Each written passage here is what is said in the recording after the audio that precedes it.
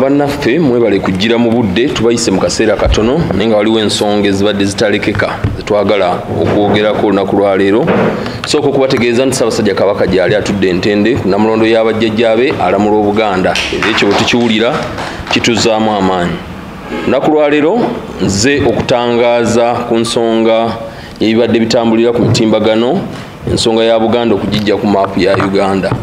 Nsonga nkulu nnyo obwenkanidde awo nti tubadde tulina okuvaayo okubategeeza bwe tuyimiridde. Sooka okubategeeza nti ensonga eno teyakasooka okubeerawo. Ensonga eno yaliwo mu biseera eby'emabega mu 2018 era ekitongole eky'ebibalo kyafulumya maapu ya Uganda nga Buganda teriimu. Ensonga eno yaleeta obuzibu mu Buganda nti abantu abasinga emitima gyabeewanika.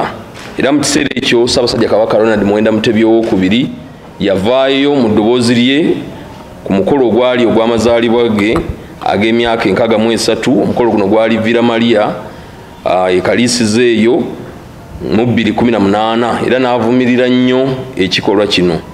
Tugenda kubateerako akatambi akakwata ku nsonga eno nga Ssaabasajja Kabaka mu ddoboozi lye ayogera ku nsonga eno.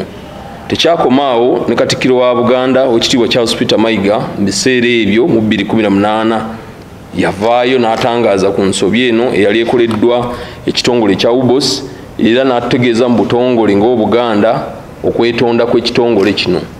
Baavaayo ne bagamba nti baakola nsobi era ne basaba okwetonda. Ensonga ne tulowooza nti yali eruŋŋamiziddwa bulungi nnyo.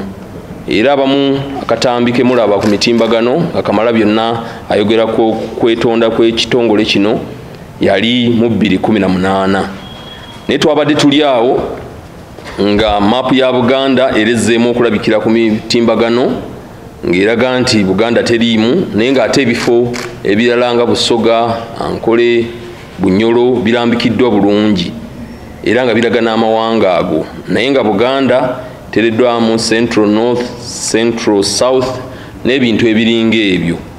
Kino kyatweraliikiriza nnyo, naye njagala okubategeeza nti ng'omwogezi w'Obwakabaka bwa Buganda nti bino byonna ebyakoleddwa biriwo okutujja ku mulamwa era n'okutujja ku nteekateeka ze tuyina ezitwala Buganda ku ntikko. Bannakigwanyizi n'abantu abataagala Buganda bavuddeyo nga bakola ebintu nga bino. Era njagala okubategeeza n'okugumya Obuganda naddala abavubuka baffe bonna gye bali ku mitimbagano, abali emitala w'amayanja, babadde bavuddeyo nnyo ku nsonga eno n'Obuganda bwonna nti teri muntu yenna asobola kusangula Buganda ku maapu ya Uganda. Njagala okubategeeza nti Buganda eno lwazi era abantu abazze bazannyira ku lwazi luno bafunye obuzibu bungi. Ebyo tubirabye mu byafaayo ebibaddewo mu Bwakabaka bwa Buganda. Awo nno wennyongera okubategeeza nti mubeere bagumu, twongere okugenda mu maaso n'enteekateeka z'Obwakabaka nga tukola emirimu egyo twetaagisiza okukola, nga mu kiseera kino tulina emisinde gye tuliko egya bibuna byalo. Emisinde gino tujjukira nti gyalimu abantu 11,000. Kino kyeraliikiriza abamu abatatwagala era bwe balaba nga bizze bateekawo ebintuntu ng'ebyo okutujja ku mulamwa.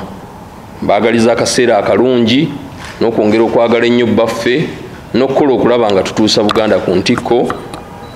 Ssaabasajja Kabaka awangaale. 88.8 CBS FM.